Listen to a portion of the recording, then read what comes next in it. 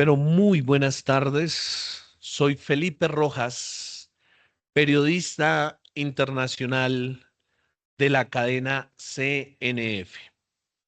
Y hoy en nuestro programa Análisis Internacional, no estamos aquí simplemente para celebrar el tema de la democracia, sino para realizarle una autopsia en tiempo real.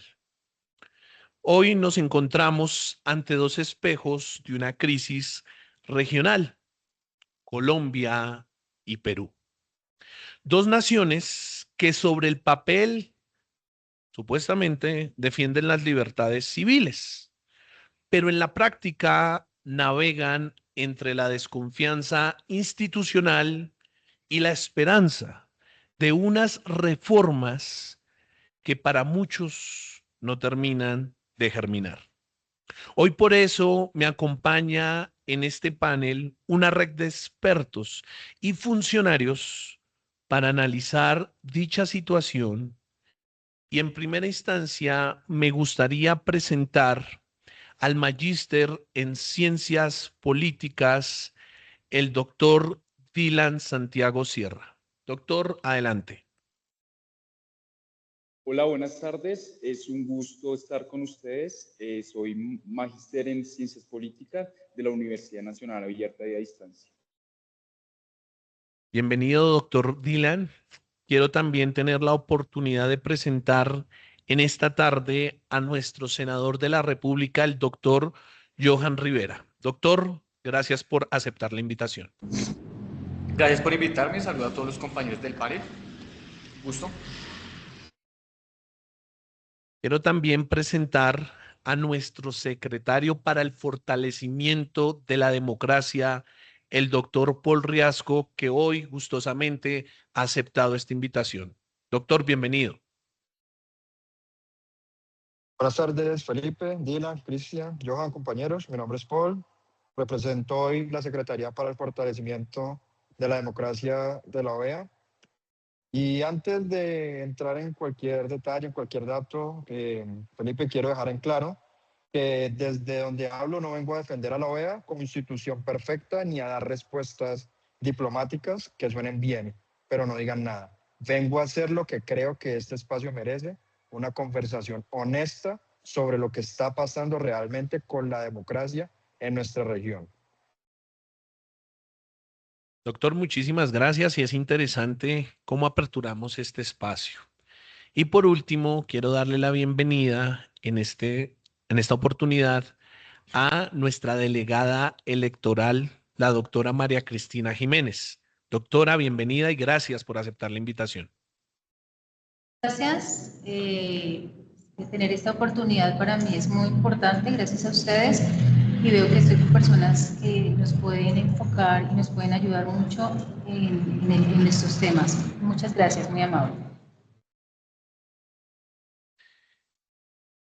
Teníamos otro invitado. Lastimosamente tenemos aquí, como pueden observar, una silla vacía. Delegado representante, en este caso de la sociedad civil. Más que nada vamos a ampliar un poquito esa información con el doctor Johan Rivera. Doctor, quisiera saber por qué esa persona no pudo asistir. ¿Cómo está? Buenas tardes a todos nuevamente. Pues prácticamente refleja lo que estamos viendo en el escenario político en América Latina.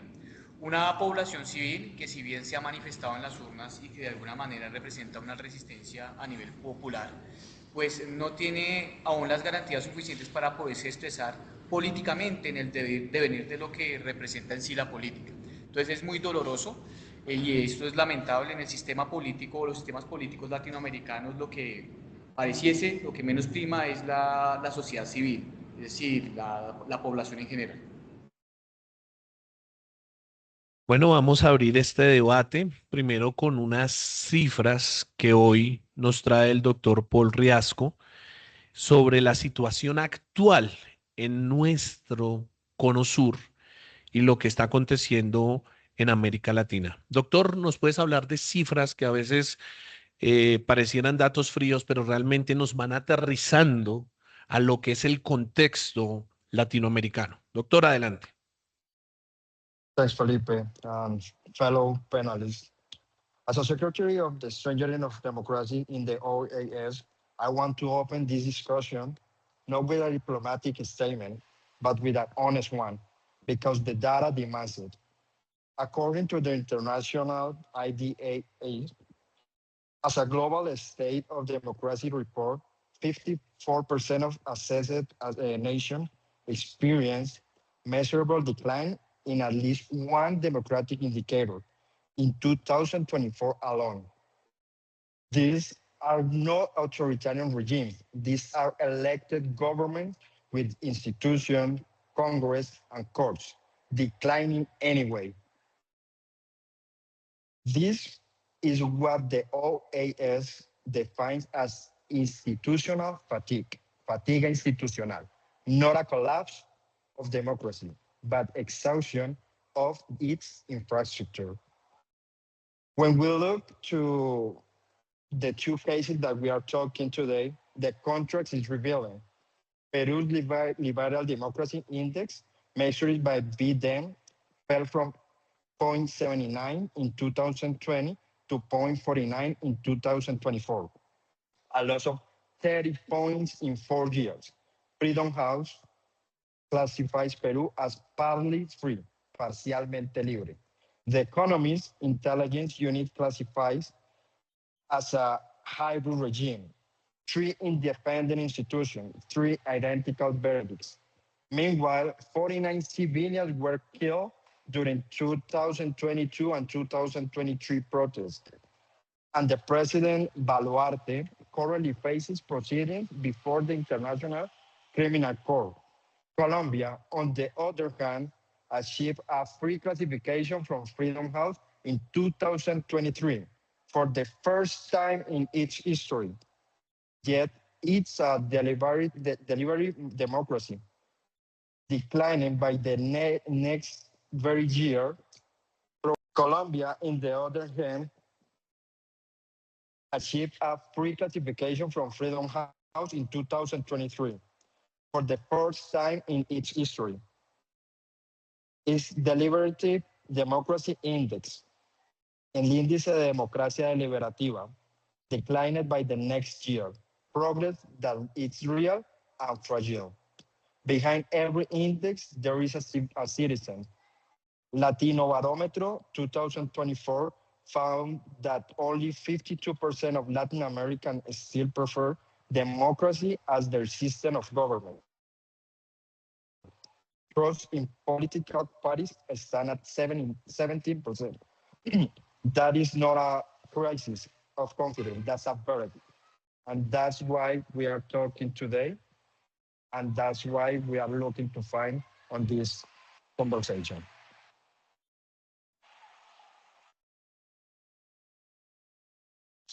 Según estas cifras que nos comparte en este momento el doctor Paul Riasco, y sobre todo en el caso entre Colombia y Perú, hay un alto índice de fatiga en la democracia en ambos países, teniendo obviamente su peor cifra o análisis frío en el año 2024.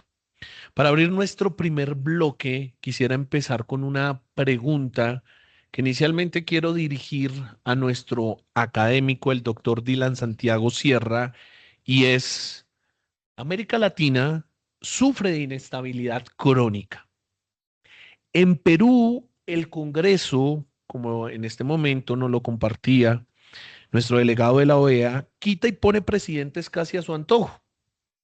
Mientras que en Colombia las reformas se van estancando cada día más en un sistema que es muy pesado. Les pregunto, en este caso al doctor Dylan, inicialmente, ¿estamos ante el fracaso definitivo del diseño de nuestras constituciones de los años 90 o es pura ineptitud de la clase política? ¿Cuál es su análisis, doctor Dylan Santiago? Felipe, para darte la respuesta a tu pregunta, cabe aclarar que no es un fracaso total de las reglas en dicho país. Adicionalmente, en el país de Perú no se anticiparon cómo iban a actuar los políticos y adicionalmente en Perú se genera un choque. En Colombia es el proceso más lento y es un problema de diseño más no y de uso. Doctor, muchísimas gracias por su análisis. Quiero preguntarle a nuestra delegada electoral invitada, doctora María Cristina, ¿usted qué piensa frente a lo que acaba de decir en este momento nuestro académico, el doctor Dylan Santiago? Sí, mira, desde mi rol como delegada electoral, no considero que estemos ante un fracaso definitivo de la Constitución de los años 90, sino ante una desconexión entre el diseño institucional y la práctica política. En Colombia, la Constitución de 1991 creó un sistema sólido en términos de derecho, participación y reglas electorales, pero su funcionamiento se ve limitado a factores como la fragmentación partidista. Eso, un problema gravísimo. El clientelismo y la dificultad para construir mayoría y establecer un Congreso, lo que nos hace pues, que la reforma se estanque. Doctora, muchísimas gracias. Nuestro senador, doctor Joan Rivera, nuevamente le hago y le extiendo la pregunta.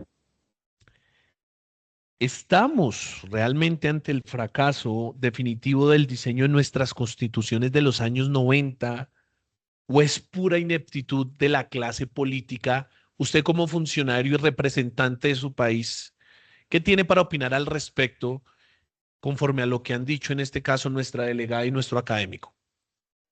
Hola, yo creo que es más de la segunda que la primera. De hecho, comparto más lo que dijo la compañera a lo que dice el compañero.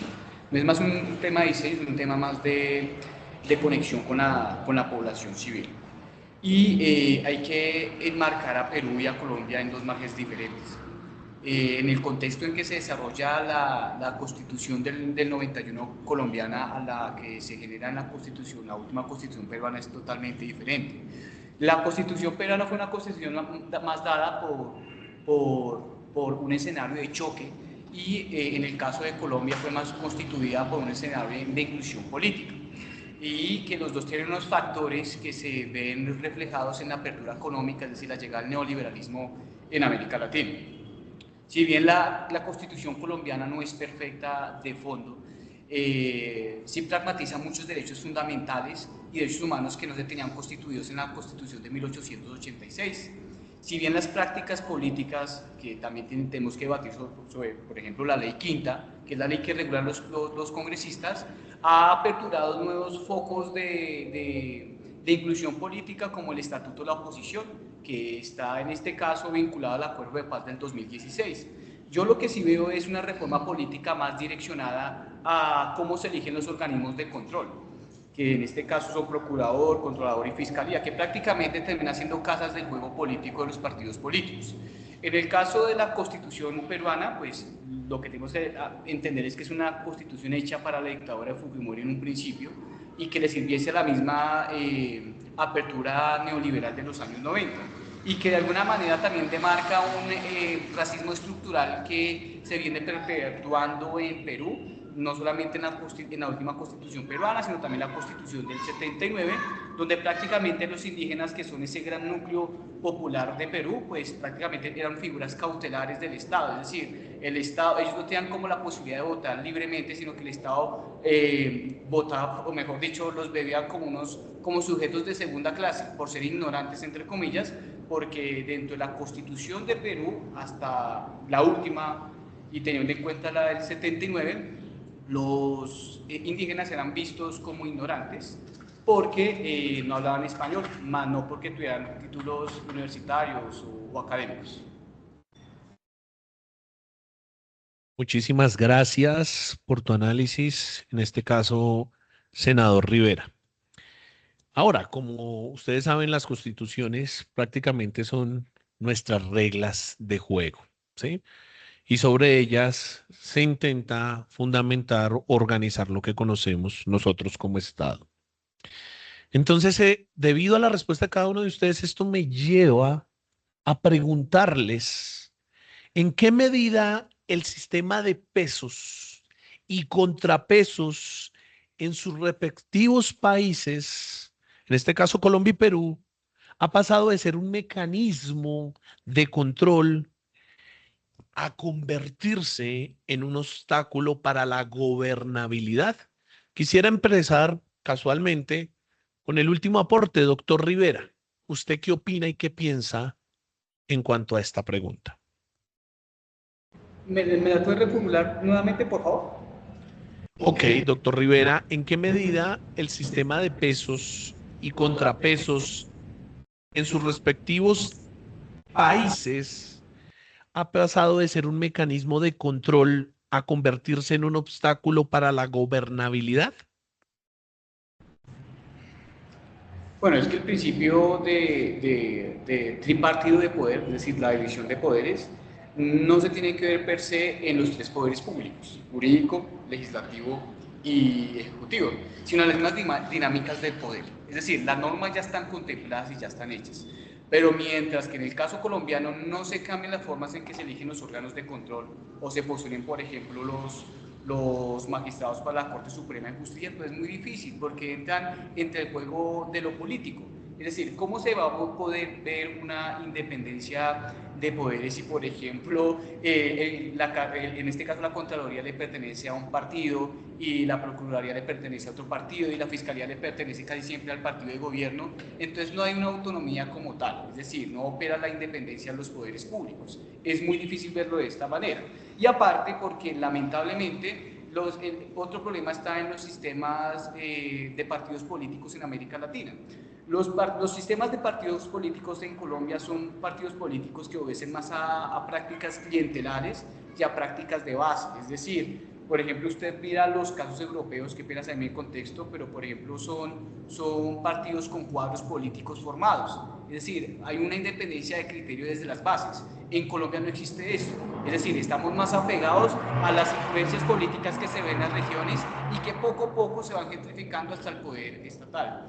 En el caso de Perú es una anomalía totalmente diferente. Se intenta de alguna manera optar por un sistema semiparlamentario, pero lo que estamos viendo es algo totalmente diferente porque si bien la Constitución de Perú pues permite que no haya reelección de senadores como si pasa en Colombia, de alguna manera sí obedece a unos artículos que me parecen muy fuera de contextos para la realidad latinoamericana. Es decir, la realidad no puede obedecer al artículo 131 de la Constitución peruana y al artículo 89. Entiendo que la vocación está dada para que de alguna manera se incapacite a un presidente cuando no ha sido oportuno su ejercicio democrático, ni mucho menos en el marco de lo que debe ser correcto.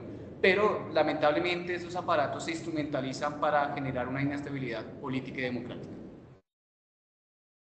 Muchas gracias, doctor Rivera. La misma pregunta para nuestra delegada electoral. ¿Hasta qué punto tú consideras que esos sistemas de pesos y contrapesos están afectando la gobernabilidad tanto en Perú como en Colombia? Bueno, sí, gracias.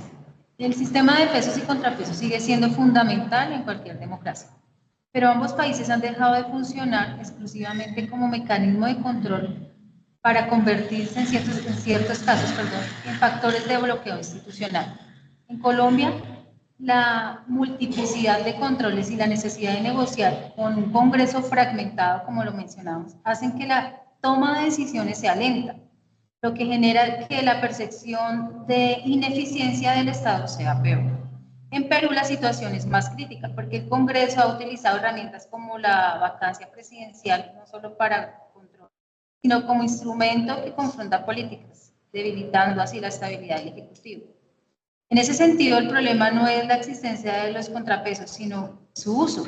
Han pasado de equilibrio de poder a paralizar y desestabilizar un sistema político. Gracias. Muchas gracias, doctora. Doctor Sierra, ¿sí está siendo eficaz ese sistema de pesos y contrapesos? ¿O realmente vemos, como decía el doctor Rivera, que dependiendo del gobierno de turno está afectando la gobernabilidad? ¿Usted qué piensa, doctor? Felipe, yo para darte respuesta a tu pregunta, diría que no están fallando, ya que pues están siendo mal usados y en vez de equilibrar el poder, hoy en día lo están bloqueando. Muy interesante el análisis que hacen cada uno de ustedes, porque esto nos está llevando, digamos, a conjeturar acá en nuestro programa Análisis Internacional que de una u otra manera, a mayor o menor escala en los países mencionados, hay una afectación dependiendo del gobierno de turno y también los factores históricos que muchos de ustedes exponían.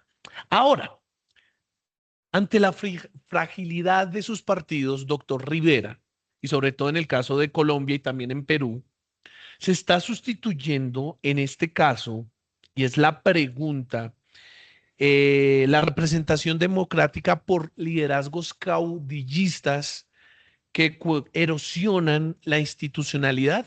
En el caso colombiano, ¿usted cómo analiza y ve este factor? Bueno, el caudillismo está como el tema de la polarización y la violencia política. Yo creo que la polarización y el caudillismo le va bien al país y seguramente eso va a ser impopular. Lo que es impopular es la violencia política, porque de alguna manera se identifican las vocaciones y las intenciones políticas de unas mayorías que se ven representadas a través de un sujeto político, que es algo muy importante. Gramsci esto lo llamaba el intelectual colectivo. Entonces yo lo veo de esta manera. Yo creo que lo que pasa es que la política en Latinoamérica ha sido fragmentada. Colombia viene de periodos de guerra.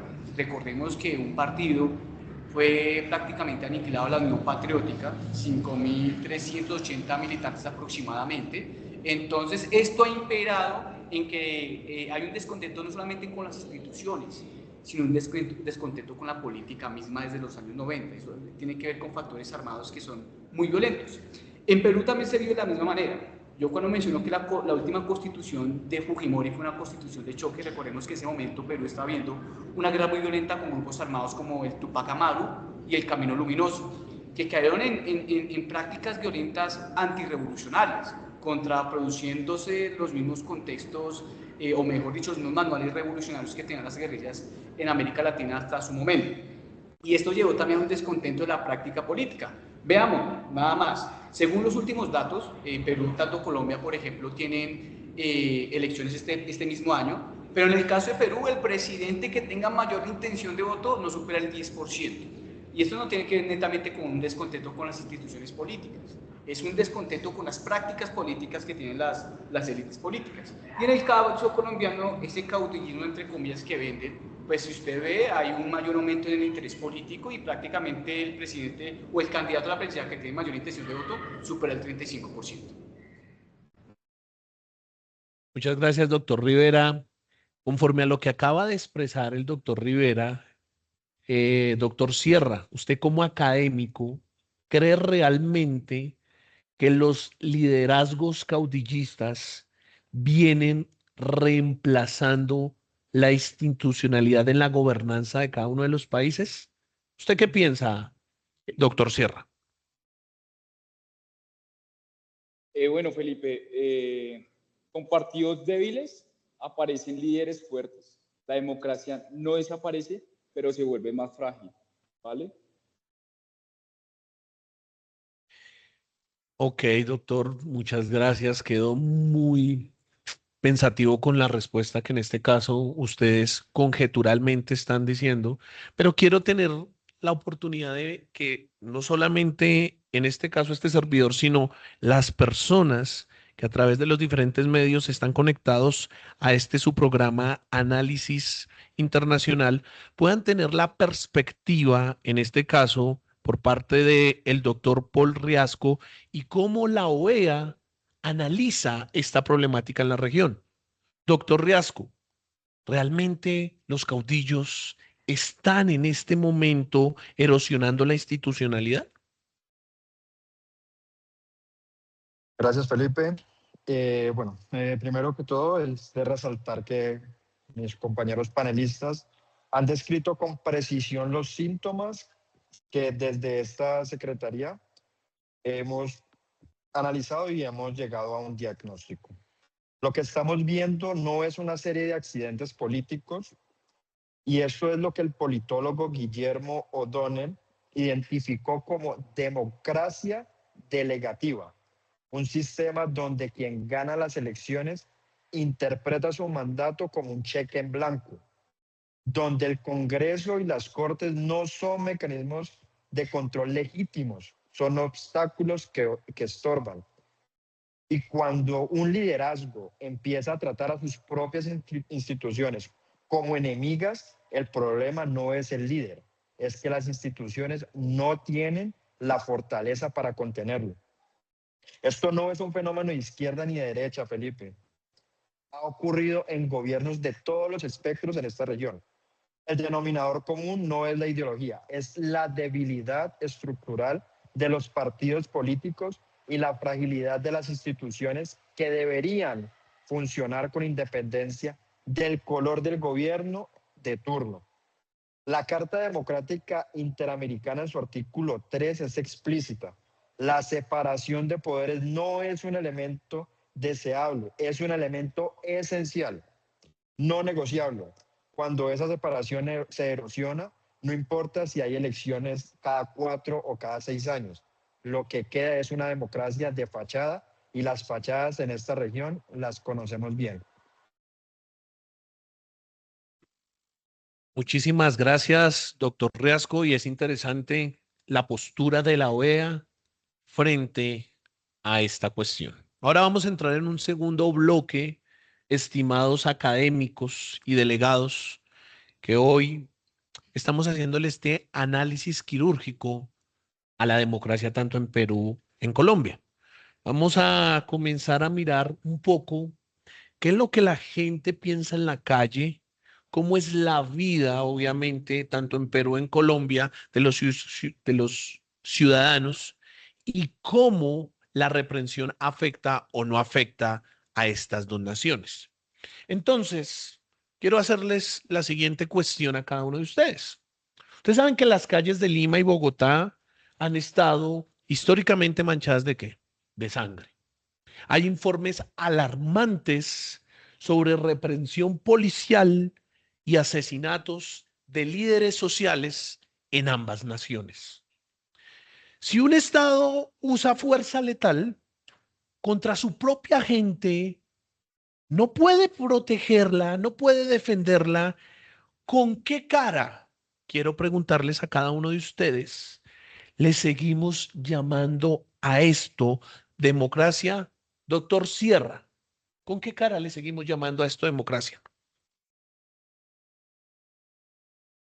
Felipe, para dar respuesta a su pregunta, cabe aclarar que sin garantías de derecho, la democracia puede ser legitimidad y además no solo es votar. Doctor Rivera, frente a, en este caso, la violenta sosesgada en Colombia, asesinatos de líderes sociales y adicional a ello, que a veces la fuerza policial no tiene ni siquiera las armas para proteger a sus propios conciudadanos, ¿se le puede llamar a esto democracia en Colombia? Bueno, hay que entender que el concepto de democracia es un concepto muy amplio y la democracia no es una democracia per se ya dada o a priori, sino que más bien es a posteriori. Es decir, ¿eso qué quiere decir? Que son democracias en construcción. A América Latina le ha tocado algo muy difícil que no tiene muchas democracias del norte global y es el factor del narcotráfico. Es algo muy importante. Si bien el Estado tiene que tener el monopolio del poder, ¿cierto? Y este monopolio del poder tiene que estar legitimado por un concepto de legalidad y de legitimidad, y esta legitimidad está dada por el pueblo. Y esto no está pasando en Colombia, ni mucho menos en Perú. Ahora bien, Perú no llega a tener las tasas tan alarmantes como Colombia, ni me atrevo a decir que es un estado fallido como si lo es Colombia. Es decir, las guerrillas durante muchos años construyeron más carreteras que el Estado colombiano. El otro factor, y este sí es algo muy difícil, es que no ha habido un ejercicio total de la Constitución del 91. Vuelvo y entro y abro el debate con el neoliberalismo. Es decir, cuando se da la Constitución del 91, fuertemente democrática, con una vocación de derechos fundamentales y derechos humanos, empieza una apertura económica. Es decir, Se entrega una constitución para armar un Estado fuerte y lo que hace el neoliberalismo prácticamente es reducirlo. Hay unas reformas que reforman esa misma constitución y que no permiten unas garantías políticas. Si bien en los últimos años Colombia ha tenido una apertura democrática, ha habido unas garantías de protesta, por ejemplo, que no se veían desde, por ejemplo, el 2022, cuando mataron un montón de muchachos por expresarse en las calles, violando un principio constitucional que quien debería ejercer esa constitución pues prácticamente no la cumplió. Pero aunque en este gobierno progresista han habido grandes avances, se siguen marcando unos índices muy preocupantes sobre asesinatos de líderes sociales e inclusive violencia sexual hacia mujeres en partes aisladas de Colombia.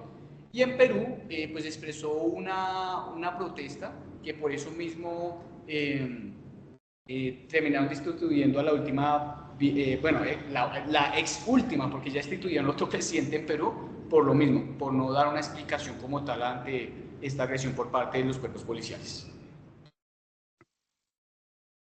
Doctora Jiménez, ¿cuál es su óptica o su visión frente a este tema? Gracias, sí. Desde el enfoque electoral, una democracia puede medirse únicamente, no puede medirse únicamente por la existencia de elecciones periódicas, sino por las condiciones reales en las que ejercen los derechos políticos, En Colombia, la percepción de violencia contra líderes sociales que mencionabas limita de facto la participación política en muchos territorios. Mientras que en Perú, la represión de protestas ha evidenciado el uso desproporcionado de la fuerza estatal frente a la ciudadanía. En ambos países vemos que el gobierno es el mayor...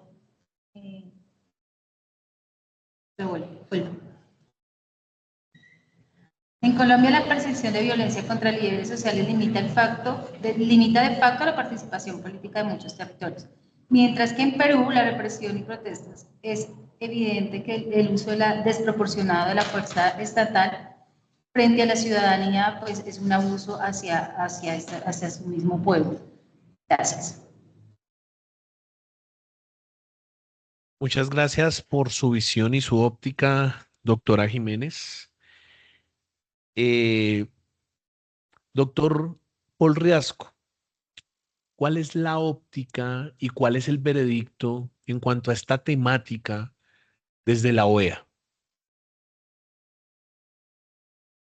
El veredicto desde la Secretaría va a ser incómodo para los actores en esta mesa. En Perú, 49 civiles murieron durante las protestas del 2022 y 2023. No eran combatientes, eran trabajadores rurales, comunidades indígenas del sur del país, personas ejerciendo su derecho constitucional a la protesta. Amnistía Internacional, Human Rights Watch y la CIDH documentaron uso desproporcionado e indiscriminado de la fuerza. La presidenta Boluarte enfrenta hoy un proceso ante la Corte Penal Internacional por crímenes de lesa humanidad. Eso no es un exceso policial aislado, es un Estado que falló en la obligación más básica que tiene frente a sus ciudadanos. En Colombia el patrón es estructuralmente más grave.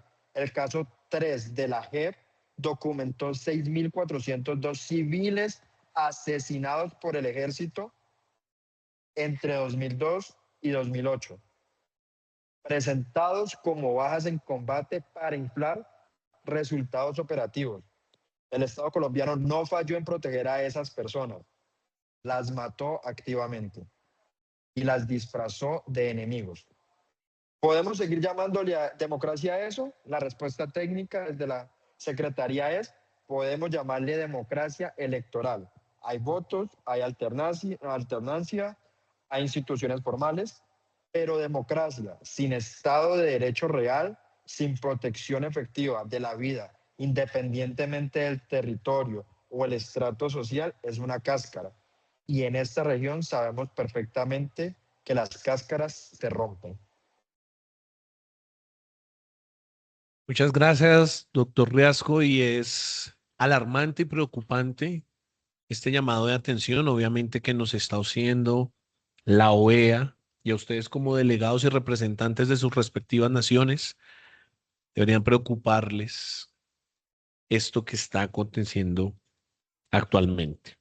Debido a ello, nace otra pregunta y quiero dirigírselo primero a nuestra delegada electoral, la doctora Jiménez, y ¿es la desconfianza ciudadana un síntoma pasajero o estamos ante una ruptura irreversible del contrato social que legitima el poder en sus naciones, conforme al informe y al veredicto que nos acaba de dar en este caso el secretario de la OEA? ¿Qué piensa, doctora? Gracias. Bueno, la desconfianza ciudadana no es un fenómeno pasajero, simplemente, sino una crisis estructural de legitimidad. Cuando las personas perciben que el voto no se traduce en cambios reales, aumenta el abstencionismo, el voto de protesta y el rechazo a las instituciones. En Colombia y Perú, pues las dos, esta desconfianza es profunda, vinculada a la corrupción, la desigualdad y la incapacidad del sistema político para responder eficazmente a las demandas sociales. Si no se corrige, esta situación puede evolucionar hacia una ruptura más profunda del contrato social, lo que pondría en riesgo la estabilidad de la democracia. Gracias. Muchísimas gracias, doctora Jiménez. Doctor Sierra, ¿cuál es su óptica o visión en su análisis comparativo en este caso de la cuestión en mención? Estoy de acuerdo con la compañera, no es pasajera, ya que pues está acumulada y el problema es que la gente ya no cree en el sistema. Doctor Riasco, desde el secretariado de la OEA, ¿cuál es el veredicto frente a esta problemática? Bueno, Felipe, desde el principio de, de este panel dejé muy en claro que mi postura no iba a ser lo que directamente hiciera quedar bien a la OEA o hiciera quedar bien a cualquiera de las naciones. Voy a dar mi veredicto con la autoridad que me concede esta posición como secretario del fortalecimiento de la democracia. Mi veredicto es que la democracia es estructural, pero no es irreversible. Y esa es la diferencia más importante que se puede hacer hoy en esta discusión. Si yo diera un análisis que fuera para que le gustara a muchos, quizás el análisis sería simplemente decir, es irreversible, tienen que hacer un cambio. Es estructural porque no nació en la última elección ni en el último escándalo. En Colombia y en Perú, el Estado históricamente llegó a los territorios periféricos de dos maneras, con violencia y con clientelismo. Nunca con derechos reales, nunca con servicios consistentes, nunca con justicia que llegara a tiempo y sin condiciones. Cuando el ciudadano no percibe al Estado como garante, sino como amenaza o como transacción, el contrato social no está roto. Es que nunca se construyó completamente. El Latinobarómetro del 2024 lo confirma. 17% de confianza en partidos políticos, 24% en el Congreso. Eso no es una crisis coyuntural, son décadas de promesas incumplidas acumulándose. Son partidos políticos y congresos actuando por sus intereses, más no por los intereses sociales. Pero no es irreversible porque la historia tiene ejemplos concretos. Uruguay reconstruyó confianza institucional después de una dictadura. Costa Rica la sostuvo sin petróleo ni minerales, ni caudillos salvadores.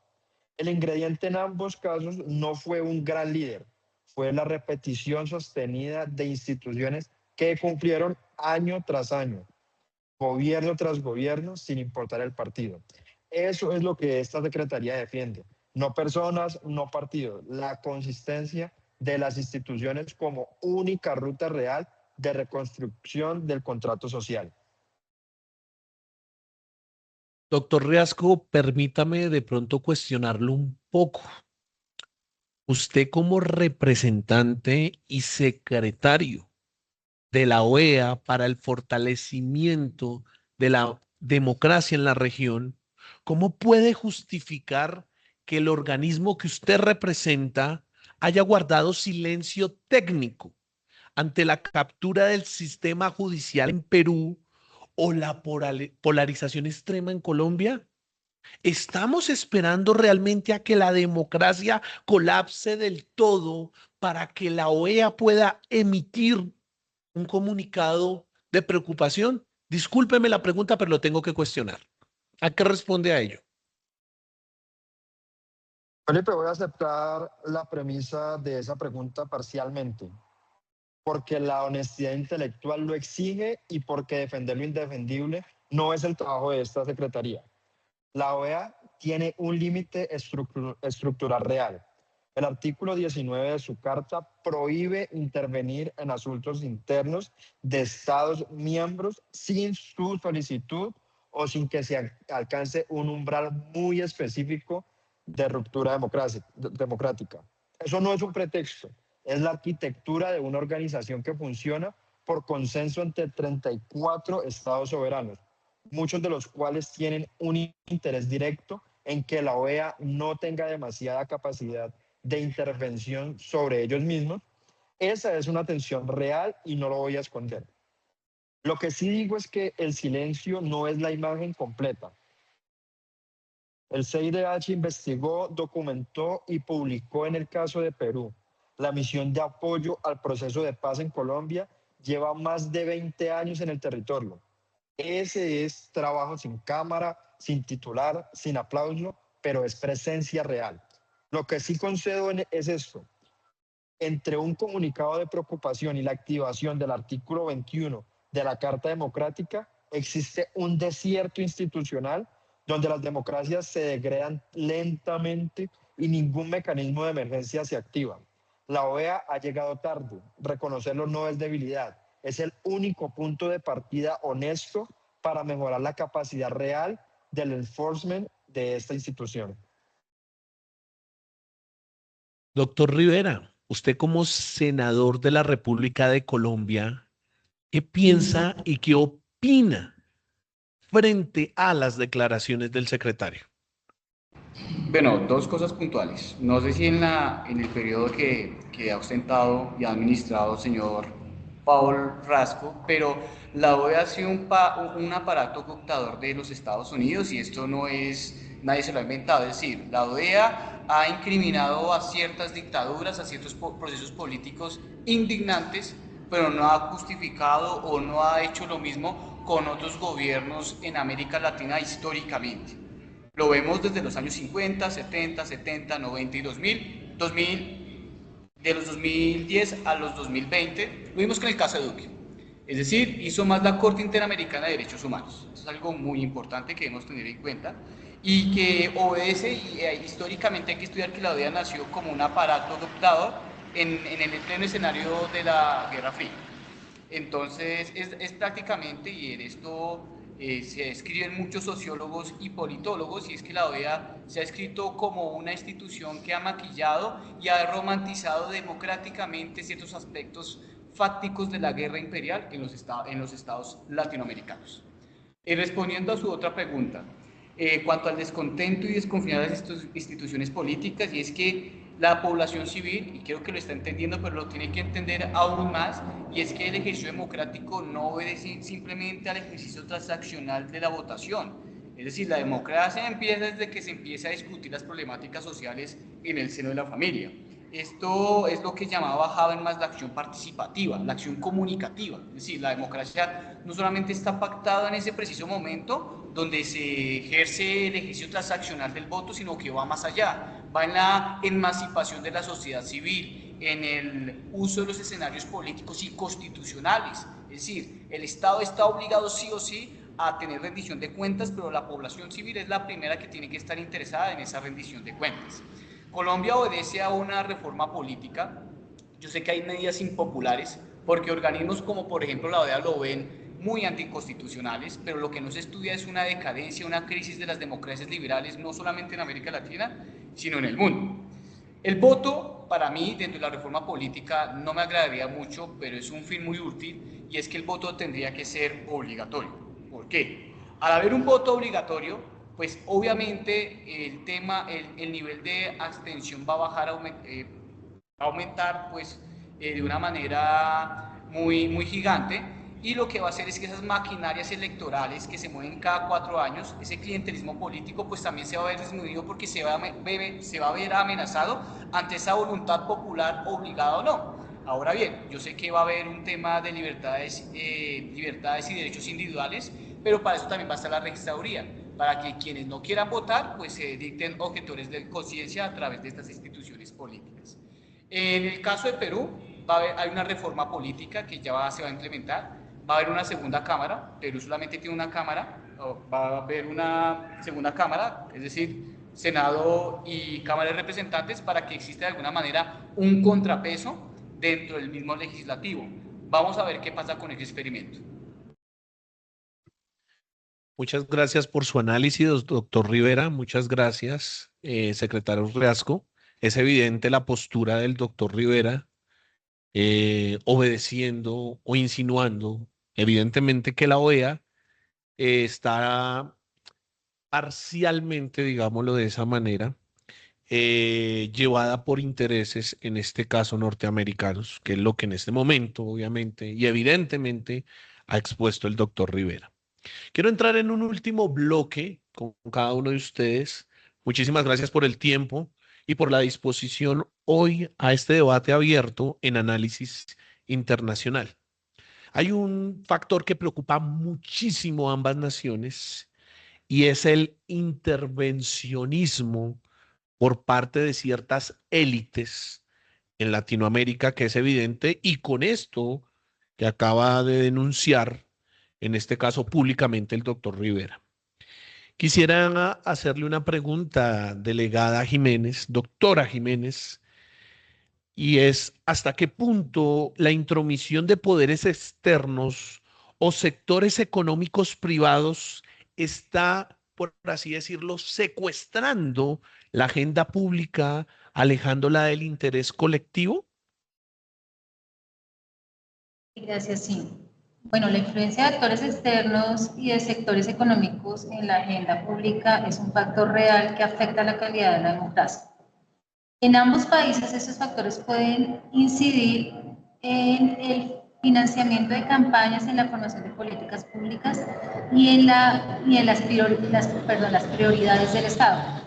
Desde el enfoque electoral, esto genera desigualdad en la competencia política, ya que en todos los actores tienen el mismo acceso a recursos y poder de influencia. El riesgo es que la democracia deje de responder al interés general y termine orientándose hacia intereses particulares y concentrados. Gracias. Doctor Sierra, la misma pregunta que le hice a la doctora Jiménez. ¿Hasta qué punto usted considera que hay intromisión de poderes externos que está secuestrando la agenda pública en ambas naciones? Me gustaría conocer mucho su opinión.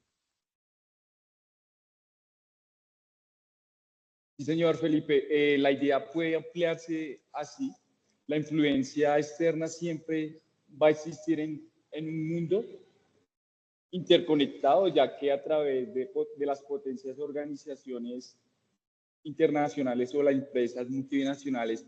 Sin embargo, esa influencia no es necesariamente negativa por sí misma. Puede atraer inversión, cooperación y desarrollo. El problema surge cuando un país no puede o no tiene instituciones sólidas que regulan o supervisen el equilibrio de sus intereses. Adicionalmente, cuando hay instituciones débiles, por ejemplo, un sistema judicial poco independiente, corrupción en el gobierno o falta de controles de garantías, los actores externos pueden ejercerse una influencia desproporcionada. Esto puede traducirse en decisiones que favorecen intereses particulares sobre el bienestar general, pérdida o soberanía en ciertos ámbitos o políticas públicas poco transparentes. Ya para finalizar, en cambio, un Estado con instituciones fuertes puede negociar mejor, establecer las reglas claras y proteger sus intereses nacionales, sin aislarse del mundo. puede aceptar inversión extranjera, firmar acuerdos y cooperación internacionalmente, pero bajo condiciones justas y con mecanismos de control. En síntesis, la clave no es eliminar la influencia externa, sino fortalecer el funcionamiento interno del país para que esa influencia sea equilibrada, regulada y beneficiosa en un lugar de dominante o perjudicial.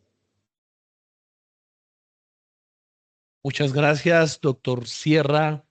Senador Rivera, ¿usted qué piensa frente a esa opinión que acaba de emitir, en este caso nuestro académico, diciendo que el intervencionismo prácticamente trae oportunidades, sino que el problema es que ese mismo intervencionismo no ha podido gestar oportunidades debido, en este caso, al fortalecimiento estatal de cada una de las naciones? ¿Usted qué opina frente a esa opinión? Yo creo que se abren dos discusiones totalmente diferentes. Por un lado, yo sí quiero hacer una crítica a la academia, porque hay una parte de la academia que ha reproducido los discursos de esas élites políticas. Es decir, que este factor hegemónico enajenante de los partidos políticos que han cooptado el poder para un beneficio propio, no solamente se ve en el factor político, sino también en la academia. En cierta medida tiene razón, pero eso también tiene que entenderse en que el Estado colombiano nunca ha sido un Estado fuerte, es decir, no ha sido un Estado de facto, tampoco ha sido un Estado que ha sido presente en todos los Estados, sino más bien un Estado fallido. Si uno estudia la historia, por ejemplo, en la apertura democrática que hubo en el 86, previo a la Constitución del 91, cuando por primera vez en Colombia se pudieron elegir alcaldes y gobernadores electos popularmente, lo que vimos fue automáticamente un mayor enclaustramiento de esos poderes regionales, porque empezaron a sentirse interesados por los recursos que llegaban a esos sectores por parte del sector público, y que también se benefició los paramilitares. Es decir, para muchos políticos era más rentable coger esas pequeñas alcaldías, incluso con influencia de grupos armados como fueron los paramilitares, para captar la riqueza de la nación. ¿Y esta cómo se devuelve con el poder público central? Pues fácilmente desde esos territorios, desde esos galpones políticos, lo que hacen es que a través de los lobbies y el clientelismo, pues esas mismas regiones terminan manipulando las elecciones en el Congreso para que se elijan los órganos de control público. Y ahí es donde todo está mal.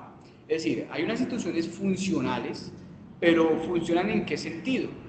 Hemos notado que cuando hay mayor independencia a nivel de cargos públicos es cuando viene un estallido social, cuando hay un descontento político, pero después se adormecen esas elecciones políticas. Entonces, por eso es tan importante, uno, apostar a una reforma política, dos, un cambio del Congreso, para que de esta manera se puedan cambiar las formas en que se eligen los gerentes de las entidades públicas reguladoras. Y cuatro, lo más importante es que la ciudadanía tiene que acompañar todos los procesos, porque si se alejan de lo público como algo extraño, como algo ajeno, pues los políticos los van a ver de la misma manera. Es una corresponsabilidad y que en este caso todos debemos sumar. Lo mismo pasa en Perú, hay una ley mordaza y la población lo ha demostrado, y que esto puede conllevar a tasas violentas mucho más difíciles que las que ha tenido Colombia si la cosa no cambia en Perú.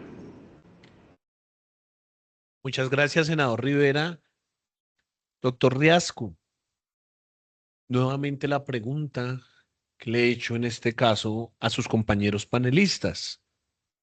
¿Realmente la intromisión de poderes externos está secuestrando la agenda pública y la está alejando del interés colectivo?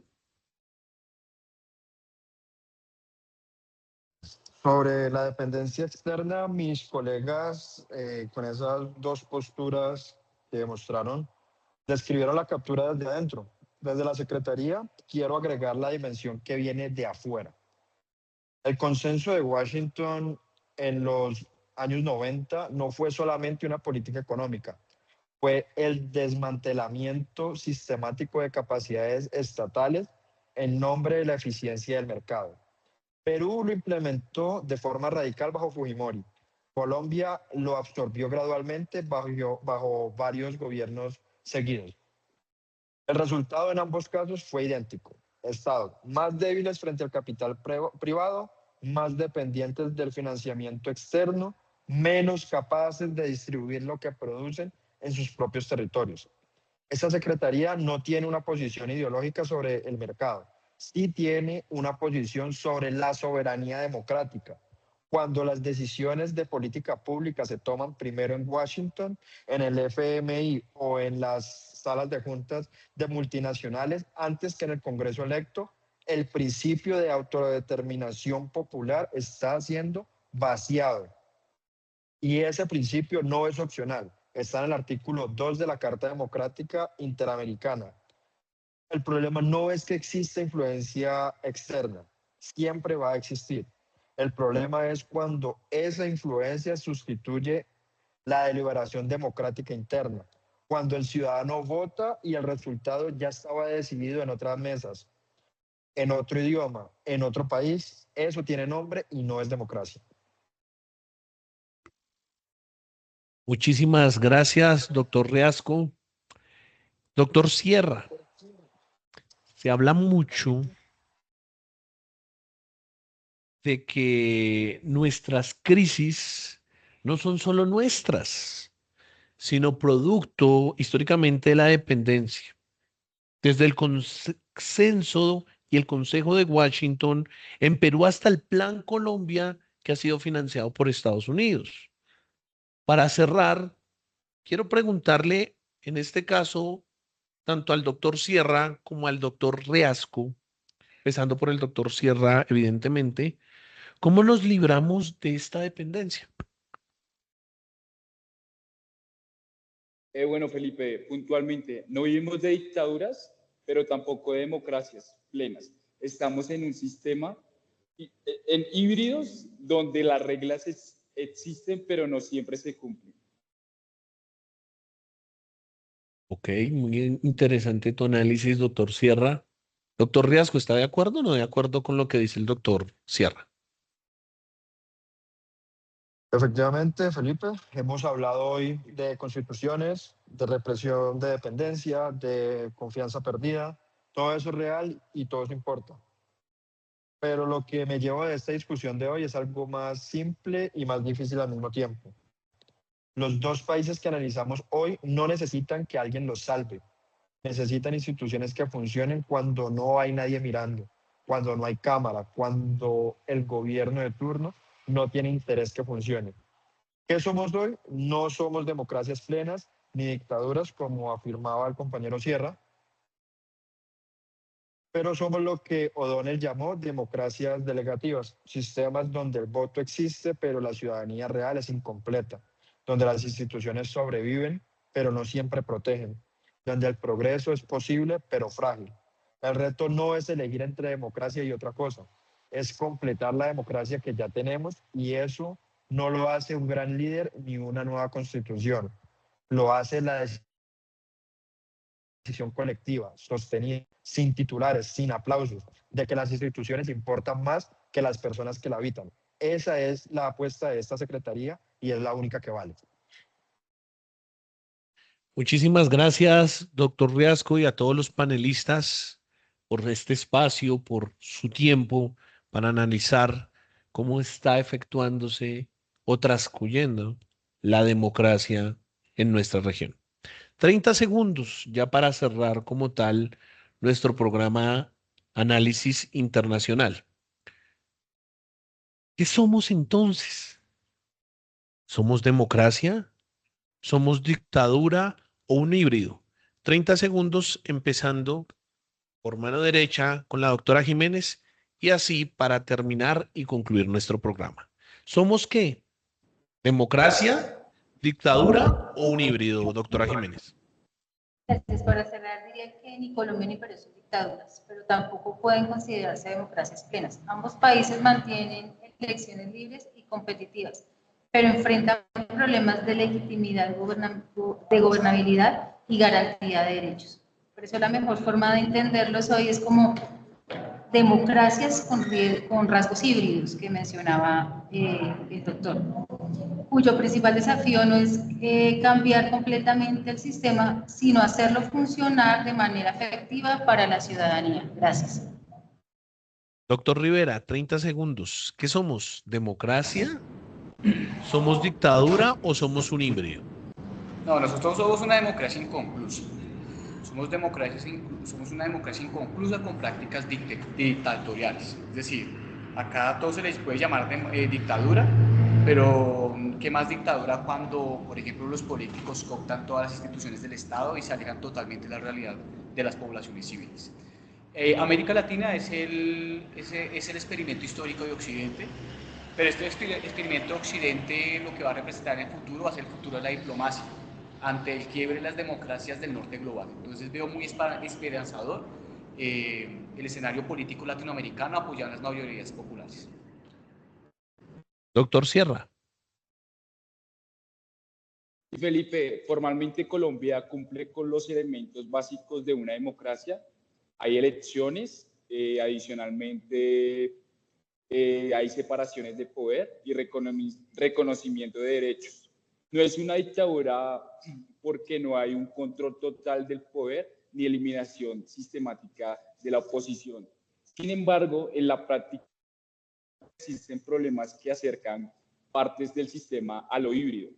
Debilidades institucionales, corrupción, desigualdad en el acceso a la justicia, violencia en algunas regiones y dificultades para garantizar plenamente los derechos en todo el territorio nacional. En resumen, Colombia es una democracia en lo formal, pero con desafíos que impiden que sea plenamente sólida, por lo que algunos la ven como una democracia imperfecta o con rasgos híbridos. Para finalizar, doctor Riasco, 30 segundos. Gracias. Muchas gracias, Felipe. Pues primero, lo más importante es no dejar inconcluso lo que de parte del compañero Johan Rivera decía cuando fríamente acusaba la inacción de la OEA. Lo primero es puntualizar en la distinción entre las capacidades que tiene la OEA y lo que puede llegar a tener la Corte Interamericana de Derecho. La OEA, aunque parezca que su función es básica, es la encargada de participar en este tipo de eventos y poder realizar un diagnóstico que va más allá de la política interna de un país.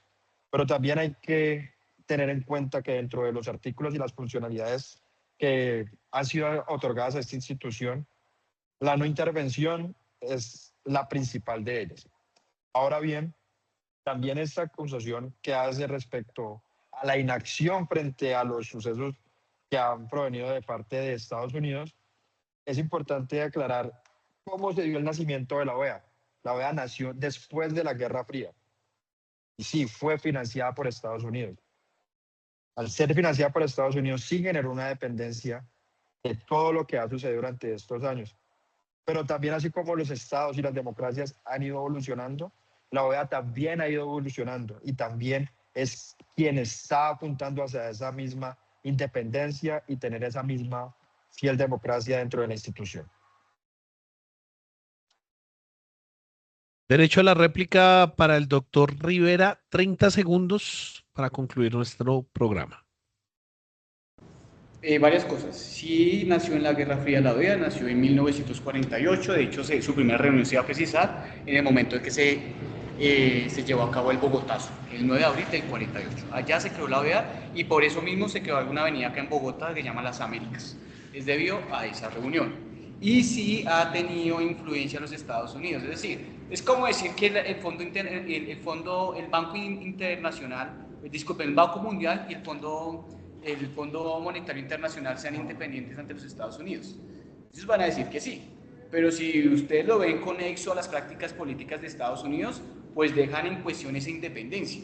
Lo mismo ha pasado en la OEA. La OEA, de hecho, ha generado presiones para destituir presidentes que prácticamente en su remoción de sus cargos públicos terminan beneficiando a los Estados Unidos. Pues la OEA prácticamente tuvo mucha influencia en la absorbencia o en la finalidad de la UNISUR en el 2018. Entonces ahí me queda a mí pues muy difícilmente cuestionar el papel de la OEA.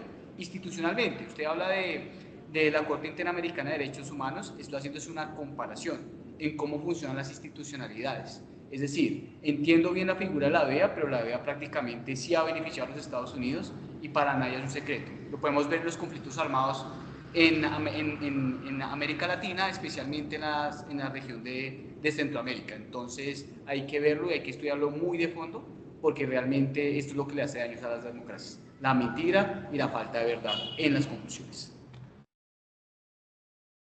A todos nuestros panelistas, muchísimas gracias por su tiempo, muchísimas gracias por estar aquí en este su programa Análisis Internacional. Como tal la pregunta para nuestros oyentes, si somos democracia, somos dictadura, somos un híbrido. Y ya para concluir, para todos los que tienen la oportunidad de escucharnos del otro lado, quiero hacerles una pregunta. ¿Cuál de las dos naciones usted considera que posee realmente los anticuerpos necesarios para evitar que el autoritarismo o el caos institucional terminen por devorar sus respectivas democracias? Pregunta para cada uno de ustedes. Soy Felipe Rojas, periodista internacional de la cadena CNF. Un gusto que nos hayan acompañado en esta oportunidad. Hasta la próxima. Buenas noches.